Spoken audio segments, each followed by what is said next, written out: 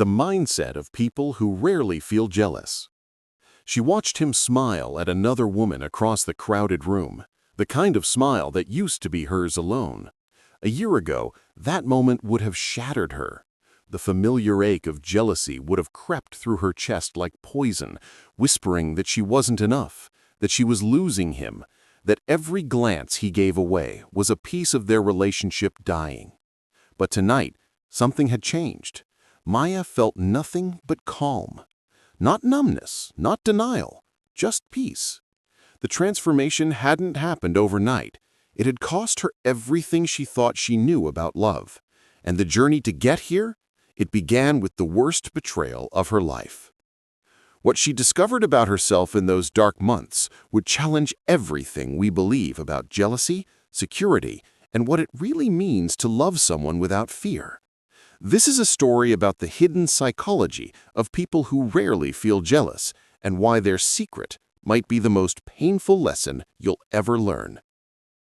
3 years earlier, Maya had been a different person entirely. She was 28, engaged to Daniel, and absolutely terrified of losing him. Every notification on his phone sent her pulse racing. Every female colleague mentioned at dinner sparked silent interrogations in her mind. She would scroll through his social media at 2 a.m., studying comments, analyzing likes, building stories from shadows. Daniel called it trust issues. Her therapist called it attachment anxiety. Maya called it love. If you love someone, you fight for them. You stay alert. You protect what's yours, she'd tell her best friend, Jenna. The irony was suffocating. Her fear of losing Daniel was precisely what pushed him away. The worst part, Maya knew it. She hated the person jealousy turned her into, constantly seeking reassurance, measuring herself against every woman Daniel encountered, feeling the nauseating twist in her stomach whenever he was late responding to texts. But knowledge didn't equal control. Understanding the problem didn't make it disappear. Daniel tried to help. He'd show her his phone unprompted, cancel plans with female friends, offer endless reassurances. But reassurance is like salt water to someone dying of thirst. The more you drink, the thirstier you become. Maya needed more proof, more evidence, more confirmation that she was chosen, valued, irreplaceable. Then came the Tuesday that changed everything. Maya found the messages, not through snooping this time, though God knows she'd done enough of that, but accidentally when Daniel's laptop was open on their kitchen counter. The preview showed a woman's name she didn't recognize. Last night was amazing. When can I see you again? The floor seemed to dissolve beneath her feet. Her hands shook so violently she could barely scroll through the conversation. 6 months. He'd been seeing someone else for 6 months. While Maya had been desperately clinging, terrified of losing him, Daniel had already left. He just hadn't bothered to tell her. The confrontation was brutal. Daniel didn't deny it, didn't apologize. Instead, he exploded with a rage that seemed to come from somewhere deep and long buried. You made me feel suffocated. Every day was an interrogation. Every friend was a threat. You didn't trust me, so why should I care about being trustworthy? You want to know why I cheated? Look in the mirror. His words were cruel. They were also partially true, and that truth felt like swallowing broken glass. But here's what broke Maya completely. Daniel admitted, his voice hollow. I stayed longer than I should have because I felt guilty. You made me responsible for your self-worth. That's not love, Maya. That's hostage-taking. He left that night, took his things, blocked her number. Maya collapsed in her apartment, drowning in humiliation, guilt, and jealousy so intense it felt like cardiac arrest. She'd lost him. More terrifying, she had lost herself long before he'd ever cheated. The months that followed were the loneliest of Maya's life. Friends disappeared, tired of hearing the same painful story on repeat. Jenna, her closest friend, delivered the hardest truth. Maya, I love you, but I can't keep watching you tear yourself apart. You need professional help. Not for Daniel, for you. Maya entered therapy broken, defensive, and desperate to be told she was the victim in this story. Dr. Sarah Chen, a psychologist specializing in attachment trauma, had other plans.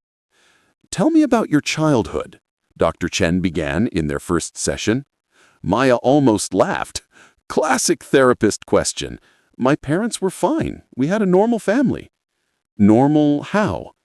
The question hung in the air. Maya started to answer, then stopped. Normal. What did that even mean? Her father had worked constantly, his love expressed through paychecks and silence. Her mother had been present but anxious, always worried about appearances, about what neighbors thought, about maintaining control over every family variable. Love in Maya's home had been conditional, performance-based, fragile. "I was never enough," Maya whispered, the realization cutting through her defenses. "I got good grades, but they weren't perfect. I made the team, but I wasn't the captain. I had friends, but my mom would point out the girls who were more popular. Every achievement came with a footnote about how I could have done better." Dr. Chen leaned forward. "And how did that make you feel about yourself?" "Like I was always one mistake away from being abandoned." There it was, the core wound. Maya hadn't feared losing Daniel because he was special. She'd feared losing anyone because deep down she believed she was fundamentally unworthy of being chosen. Jealousy wasn't protecting her relationships. It was the symptom of a much deeper injury. Over the following sessions, Dr. Chen introduced concepts that rewired Maya's understanding of herself. Attachment theory revealed that Maya's childhood had programmed her with anxious attachment, a constant fear of abandonment coupled with a desperate need for validation. Research shows that people with anxious attachment experience jealousy more intensely because they view themselves as inadequate and their partners as likely to leave. But here was the revelation that changed everything. Jealousy wasn't a fixed personality trait. It wasn't who Maya was. It was a learned response to early emotional neglect, and learned behaviors could be unlearned. "The people who rarely feel jealous," Dr. Chen explained, "aren't less sensitive or less caring. They have something called secure attachment. They fundamentally believe they're worthy of love even when love isn't perfect, even when relationships end." Maya felt anger rising. "So I'm just supposed to magically believe I'm worthy after Daniel proved I wasn't?" "Daniel didn't prove anything about your worth," Dr. Chen said firmly. "He proved something about his character. The fact that you conflated the two is exactly what we need to work on." The work was excruciating. It meant confronting every false belief Maya had built her identity around. It meant sitting with discomfort instead of seeking reassurance. It meant learning that she could survive uncertainty without scanning the environment for threats. Most painfully, it meant accepting that her jealousy had damaged her relationship long before Daniel's infidelity destroyed it. Maya had to own her part of the story without using it to excuse his betrayal. Both truths existed simultaneously, and holding them together required a maturity she'd never developed. Dr. Chen gave her homework that seemed impossible. "For 1 week, I want you to notice every time you compare yourself to another woman. Don't judge it, don't fix it, just notice." Maya filled an entire notebook. At the grocery store, that woman's hair was shinier. At the gym, that woman's body was fitter. On Instagram, that woman's life was more exciting. The constant measuring was exhausting, and Maya had been doing it unconsciously for decades. "You're using other women as mirrors," Dr. Chen observed. "And in every reflection, you're searching for confirmation that you're not enough. What if you stopped looking at mirrors altogether? What if you looked inward instead? The question haunted Maya. What would she find if she stopped seeking external validation? Who was she without the constant need to measure, to compare, to prove? The answer terrified her. She had no idea.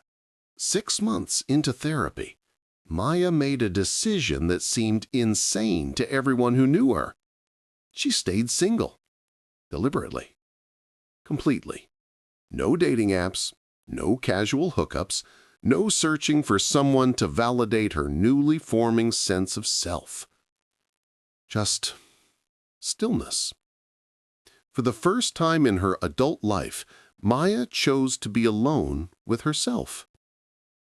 This is when the real work begins, Dr. Chen said. Jealousy thrives in codependency. It dies in self-sufficiency. Maya began reconstructing her life from the foundation up. She started small, cooking dinner for herself with the same care she'd once reserved for impressing dates, taking herself to movies she wanted to see, restaurants she'd been curious about, hiking trails that had always intimidated her. At first, every solo activity felt like a spotlight on her loneliness. Other diners sat in couples, laughing. Hiking trails were filled with groups of friends, belonging. But gradually, something shifted. Maya stopped noticing them. She started noticing herself, the taste of food she'd actually chosen, the plot of a movie she wasn't watching to please someone else, the strength in her legs as she climbed steeper paths. She was discovering preferences she didn't know she had, because she'd spent decades molding herself to other people's desires. Research shows that people with secure attachment have strong self-differentiation, the ability to maintain their own identity while being close to others. Maya was learning this skill backwards, building an identity in solitude so she could someday bring a whole person into a relationship, instead of a half a person desperate for completion. One evening, 8 months after Daniel left, Maya ran into him at a coffee shop. Her heart lurched, not with longing, but with recognition of the person she'd been. Daniel looked smaller, somehow, older. When he approached her table, she felt none of the familiar neediness. "Maya, how are you?" "I'm well. Really well, actually." They talked briefly, surface level.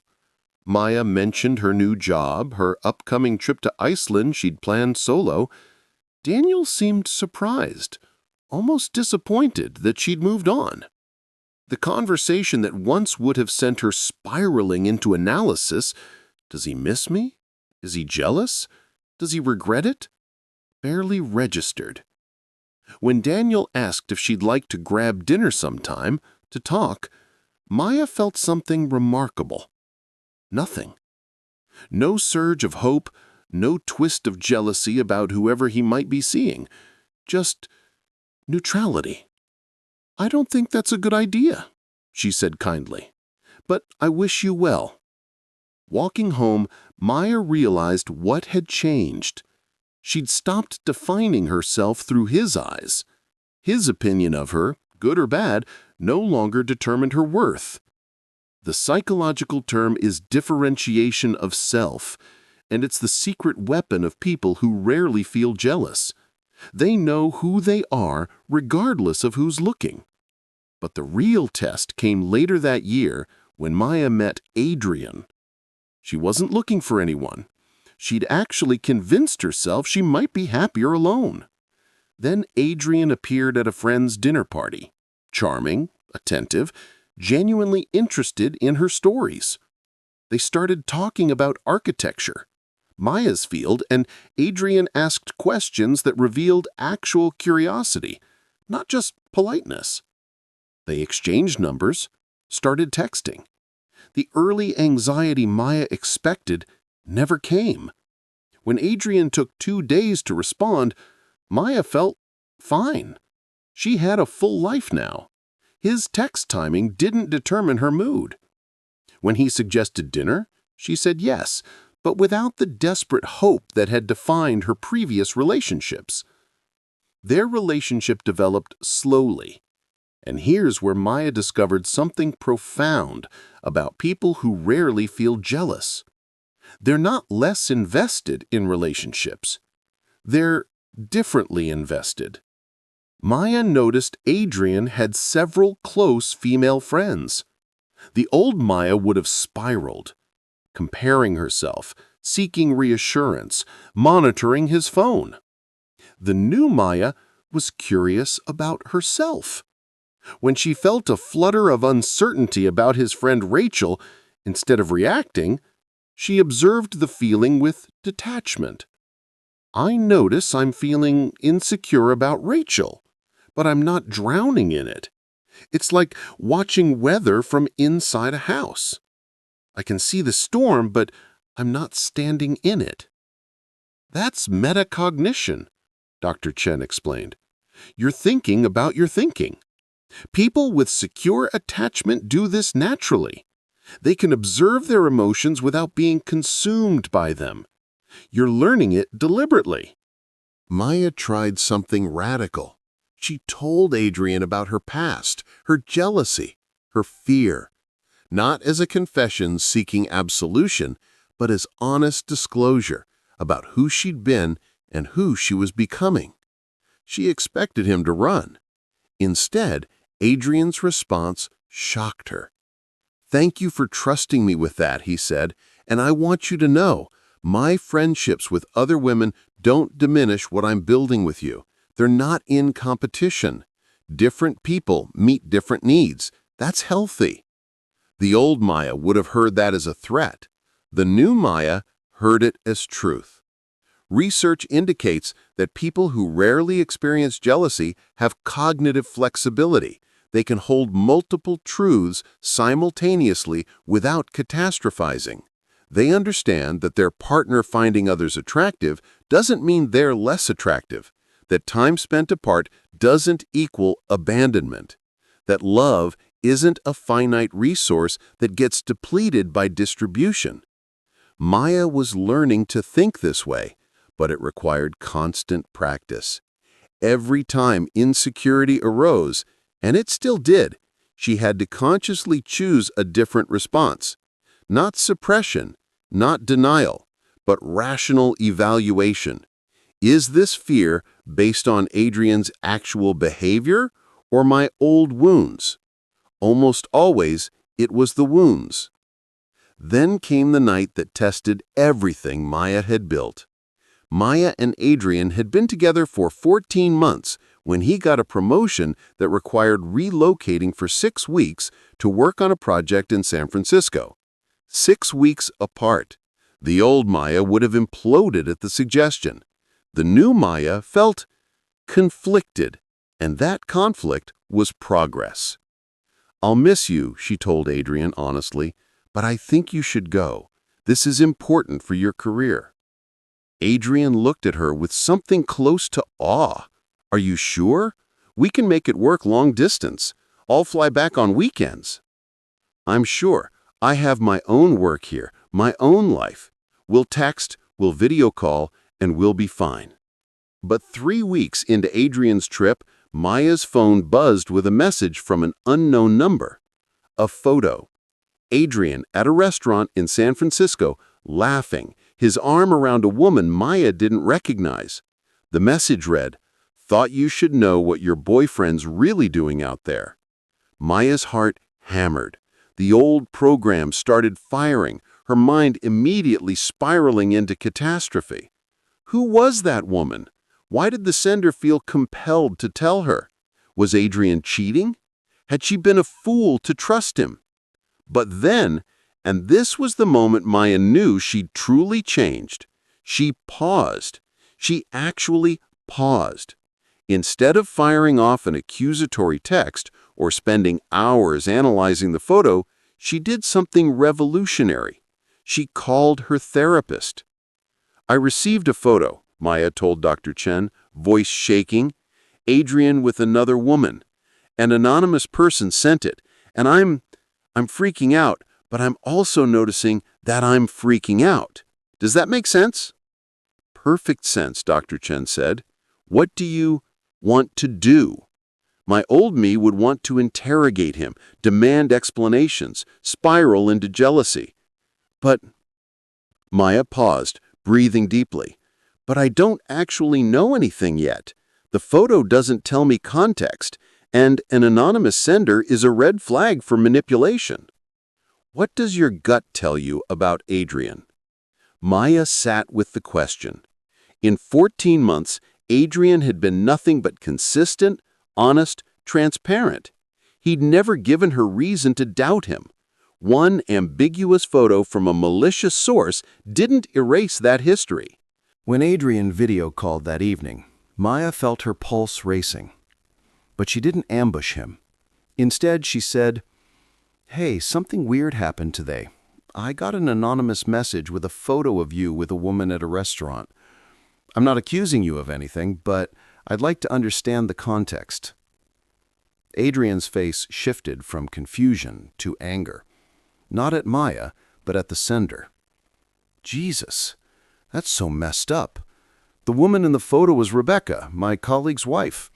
A bunch of us from the project went to dinner, and that was taken when I was congratulating her on her pregnancy. Who would send that to you? He immediately pulled up his phone, showing Maya his Instagram story from that night, a group photo at the same restaurant, Rebecca's husband right beside her, Maya's cropped photo clearly taken from the wider group shot. "I would never cheat on you, Maya," Adrian said firmly. "And whoever sent that is trying to hurt us. What do you need for me to feel okay?" Here was the moment of truth. The old Maya would have needed constant reassurance, would have made Adrian pay for her fear. The new Maya needed something different. "I believe you," Maya said, and she meant it.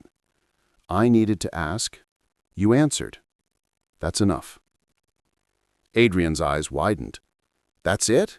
You're not angry? Not suspicious?" "I'm angry at whoever sent it. But suspicious of you? No.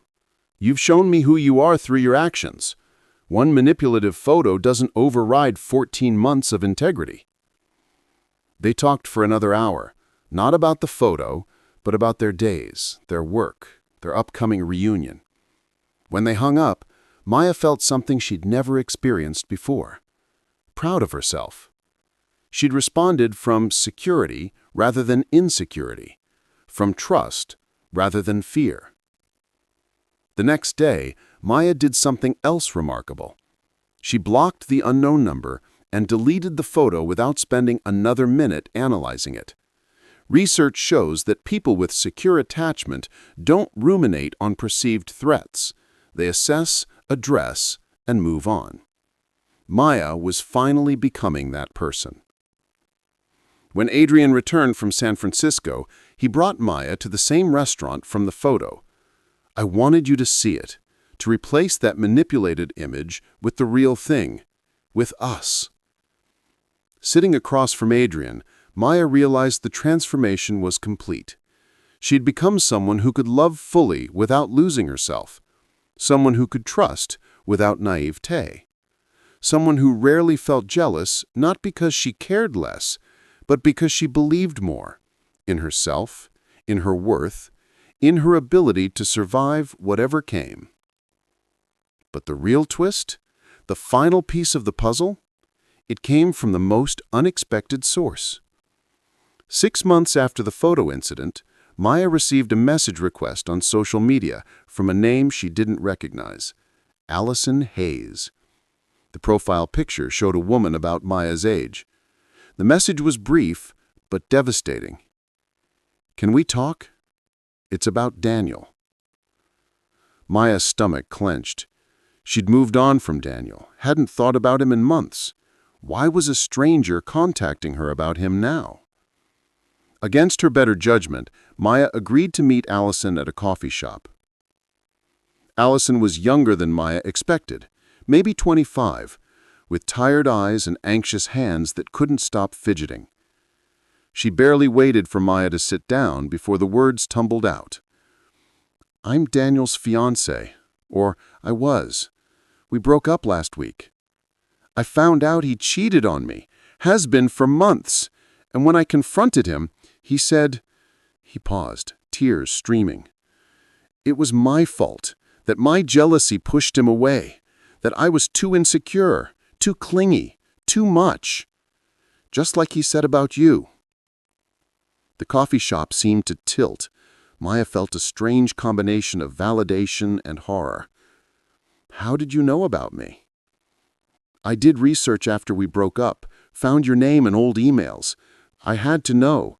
Was it true? Were you actually crazy jealous like he said? Or was that just his excuse?" Maya took a long breath, measuring her words carefully. "I was jealous when I was with Daniel. Intensely. But I've learned that jealousy isn't who I am. It's how I responded to a relationship that made me feel unsafe. Daniel's infidelity confirmed my worst fears, which he then used to justify the infidelity. It's circular logic, and it's abusive." Allison started crying harder. "That's exactly what he did to me. Made me feel crazy for suspecting him when my gut was right the whole time. Blamed me for his choices. I thought there was something wrong with me." And there it was, the final revelation, the twist Maya hadn't seen coming. Daniel was the common denominator, not Maya's jealousy, not Allison's insecurity. Daniel created unstable relationships, then blamed his partners for feeling unstable. It's a pattern psychologists call projection, making others responsible for your own inadequacies. By keeping Maya off balance with his secrecy and distance, Daniel had ensured she'd always be jealous, always be the problem, always be blamed. "People who rarely feel jealous," Maya said slowly, formulating the truth as she spoke it, "aren't with partners who give them constant reasons to feel jealous. Security isn't just internal, it's co-created." Allison looked at her with desperate hope. "So I'm not crazy? I'm not broken?" "No," Maya said firmly. "You're human. You responded to danger signals. The problem is Daniel taught you to doubt your own perceptions. That's gaslighting, and it's not your fault." They talked for 2 hours. Maya shared her therapy journey, the concepts she'd learned, the work she'd done. But she also shared something crucial. "Even with all my healing, if I'd stayed with Daniel, I'd still be jealous, because he's not capable of creating secure attachment. Some relationships can't be fixed by individual growth. They're structurally unstable." Research supports this. Studies show that while attachment styles influence jealousy, partner behaviors matter enormously. Secretive communication, emotional distance, inconsistency, these create justified jealousy, not pathological jealousy. People who rarely feel jealous often have partners who are transparent, consistent, and trustworthy. Maya had blamed herself entirely for her jealousy with Daniel. She'd owned her anxious attachment, her childhood wounds, her need for validation. All of that was true, but it wasn't the complete truth. Daniel had exploited her vulnerability, then used it against her. "What do I do now? How do I become like you, someone who doesn't feel jealous anymore?" Maya smiled sadly. "I still feel jealous sometimes. The difference is I'm with someone who doesn't trigger it constantly, and when I do feel it, I have tools to examine it rather than be consumed by it. But Allison, the first step is leaving people who make you feel crazy. You can't heal in the environment that made you sick." They parted with a hug. Two women bound by shared trauma and hard-won wisdom. Walking home, Maya thought about the journey that had brought her here. From desperate, jealous, anxious Maya to someone who could sit calmly with uncertainty. The transformation hadn't been linear. There were still days when old fears surfaced, when she caught herself seeking reassurance or comparing herself to others. But now she had something her younger self didn't. The knowledge that those feelings didn't define her. They were weather, not climate. They passed through rather than settle in. And most importantly, she'd learned the ultimate truth about people who rarely feel jealous. They've done the internal work to believe in their own worth, and they've chosen partners who reinforce that belief through consistent, trustworthy behavior. It's never just one or the other. It's always both. Epilogue: The Party. Which brings us back to that crowded room, Maya watching Adrian smile at another woman. The woman was beautiful, tall, confident, the kind of presence that turned heads. She was also Adrian's business partner, about to close a major deal they'd been working on for months. Maya knew this because Adrian had told her, enthusiastically, without evasion. The old Maya would have seen that smile and felt her stomach drop, would have interpreted every gesture, every laugh, every moment of connection as a threat. Would have spent the rest of the evening scanning for danger signs, building narratives of betrayal from innocent interactions. But tonight, Maya felt something different. She felt happy for him. Proud, even. Adrian's success didn't diminish her. His joy wasn't taken from a finite pool that left her with less. His ability to connect with other people, women included, didn't mean Maya was replaceable. This was the mindset of people who rarely feel jealous. They understand that love isn't a zero-sum game. Adrian caught her eye across the room and smiled, the smile that was distinctly theirs, intimate in a way that transcended physical distance. He excused himself from his conversation and made his way to Maya, wrapping his arm around her waist. "Having fun?" he asked. "I am," Maya said. And she meant it. "Rachel's here, by the way. She's excited to finally meet you." There it was, the friendship that had once triggered Maya's insecurity. Now, she was genuinely looking forward to the introduction, not because she'd conquered jealousy entirely, but because she'd learned to see other women as people, not threats, as additions to Adrian's life, not subtractions from hers. When Rachel approached, warm and friendly, Maya felt a pang, just a flicker of comparison. Rachel was funny, successful, shared history with Adrian that Maya didn't. The old programming fired briefly, but Maya observed it like watching a thought float by. She didn't grab onto it, didn't let it define the moment. Instead, she engaged. She asked Rachel about her work, her interests, her perspective on Adrian's business, and somewhere in that conversation, Maya realized something profound. Rachel liked her, admired her even. There was no competition here except the one Maya's old wounds wanted to create. Later that night, lying in bed next to Adrian, Maya reflected on how far she had come. 3 years ago, she'd been drowning in jealousy, convinced it was proof of love. Now she understood. Jealousy had been proof of fear, of belief in her own inadequacy, of relationships built on shaky foundations. "What are you thinking about?" Adrian asked, pulling her closer. "About how strange it is," Maya said slowly, "that the thing I feared most, losing someone, had to actually happen before I could stop fearing it. Do you still worry about losing me?" Maya considered the question honestly. Sometimes, but not like before. Now, I know I'd survive it. I'd be sad, but I'd survive. And somehow, Knowing that makes me less afraid to love you fully." Adrian kissed her forehead. "That's the most secure thing I've ever heard." And it was, because people who rarely feel jealous aren't people who've never been hurt. They're people who've been hurt, healed, and emerged with a fundamental truth. Your worth isn't determined by who chooses to stay. It's intrinsic, unchangeable, yours alone. Maya had learned that truth the hard way, through betrayal, humiliation, and the brutal work of rebuilding herself from scratch. She'd learned that jealousy isn't a feeling to be ashamed of, but a signal to be examined. That security starts within, but requires partnership to thrive.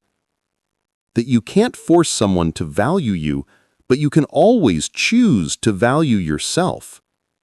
Most importantly, she'd learned that the mindset of people who rarely feel jealous isn't about caring less.